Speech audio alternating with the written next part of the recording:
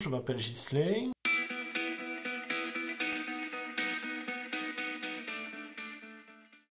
Musicien, sportif. On l'a plus trop maintenant avec le confinement, mais aimant la vie, voilà, tout simplement. Je communique peu, je suis quelqu'un qui est très à retrait, qui réfléchit beaucoup.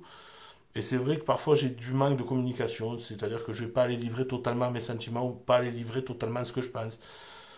Même si après, quand on me cherche et qu'on m'énerve, ça sort.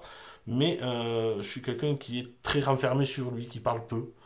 Au dire de ma femme, elle arrive à me lire assez facilement parce que les émotions passent beaucoup à travers mon visage, donc elle me lit très facilement là-dessus.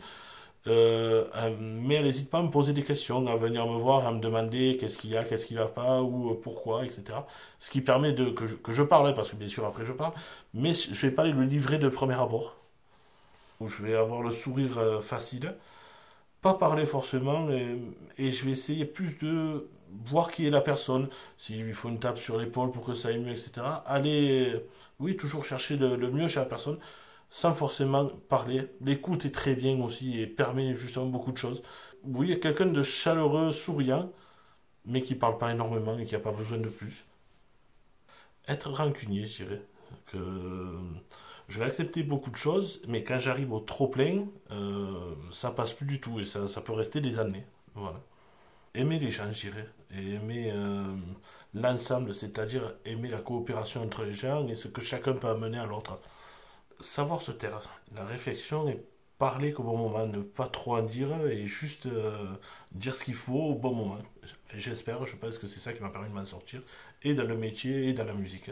C'est l'espèce de violence qu'il y a chez les gens, entre autres sur les réseaux sociaux ou dans la vie de tous les jours.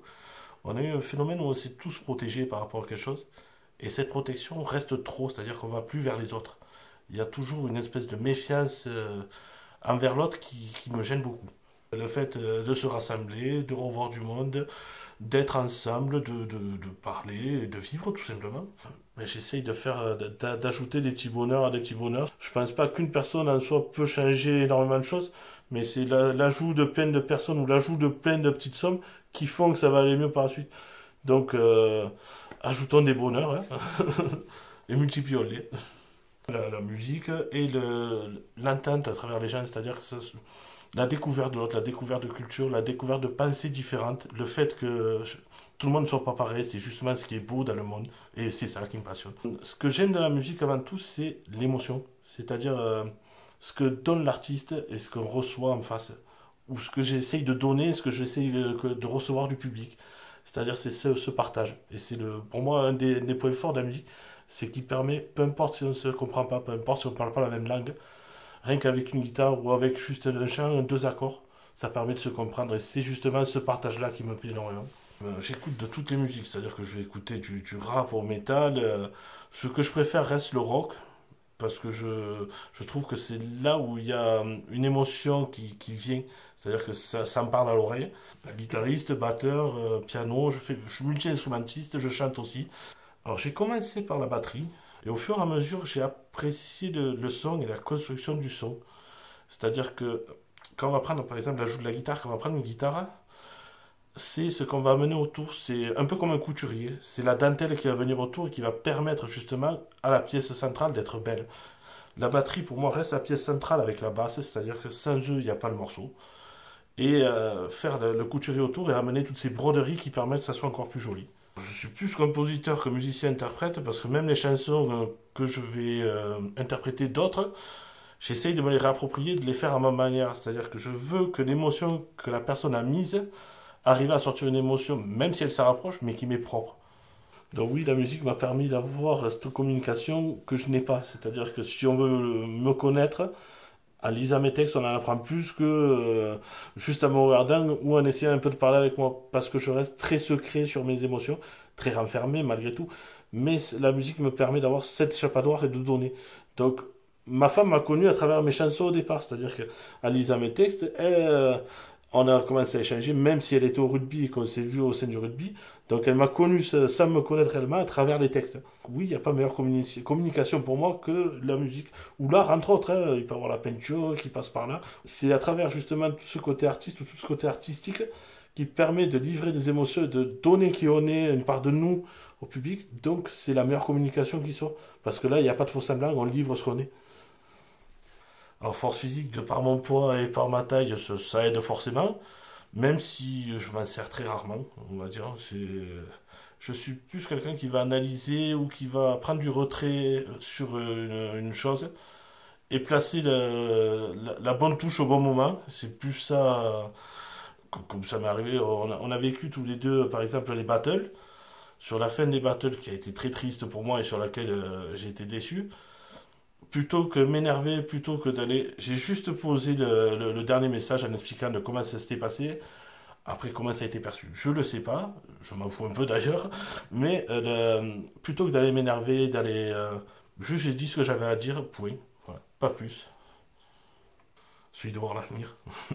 Ça serait beau. Ça permettrait justement d'anticiper tous les malheurs, toutes les choses, et permettre justement que le monde soit mieux et soit plus heureux.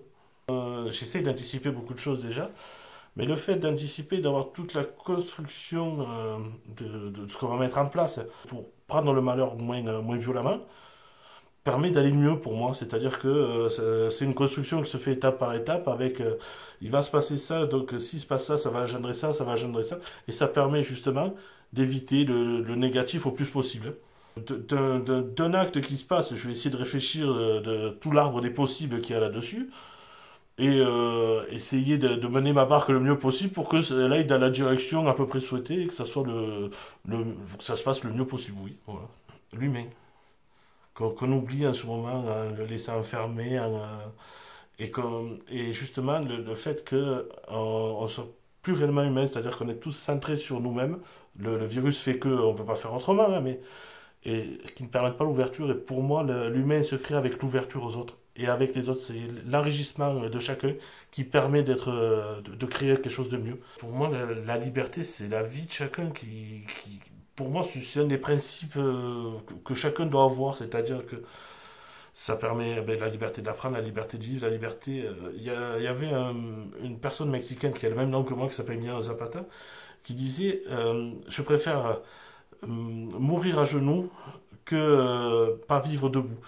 Et justement, c'est ça que je trouve dans cette liberté-là, c'est-à-dire qu'il avait le choix de pouvoir faire ce qu'il voulait, même si c'était pas ce qui convenait, mais il avait cette liberté-là d'aller voir, de pouvoir faire et de pouvoir envisager la vie comme elle lui veut, comme lui la voulait, sans forcément faire du mal aux autres, etc. Mais pouvoir avoir cette envie de vivre, quoi, tout simplement.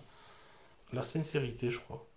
C'est-à-dire que, mais pas forcément dans le mot ou un regard, une façon d'être sincère. C'est-à-dire que j'aime pas les personnes qui fuient, j'aime pas les personnes.